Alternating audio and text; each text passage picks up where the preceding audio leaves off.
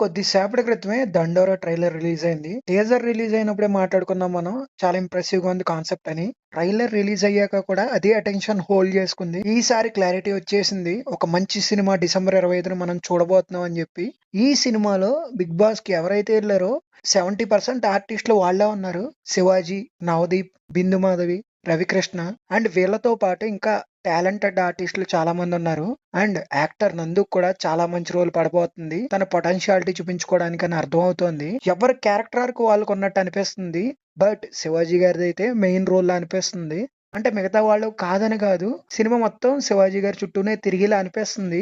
And మార్కే robin BGM కూడా చాలా బాగుంది. టీజర్ ట్రైలర్ పరంగా చూసుకుంటే అర్థమైంది ఏంటంటే ఊళ్ళో ఒక డెత్ జరుగుతుంది. అది అయిన తర్వాత ఊళ్ళో జరిగే రాజకీయాలు ఇదంతా శివాజీ గారి సెంట్రిక్ గానే తిరిగేలా అనిపిస్తుంది. అండ్ ఆ రాజకీయాల వలన జరగాల్సిన కార్యక్రమాలు జరిగినాయా లేదా? టీజర్ ట్రైలర్ చూస్తుంటే ఇలాగే అర్థమవుతుంది. కాన్సెప్ట్ అయితే చాలా ఇంట్రెస్టింగ్‌గా ఉంది. ఏదో మంచి మెసేజ్ కూడా ఇవ్వబోతున్నారని అర్థమవుతుంది. ఏదైతే ఏంటి ఒక మంచి సినిమా చూడబోతున్నాం అని నమ్మకం ఉంది. All the best to the team 'దండోరా'.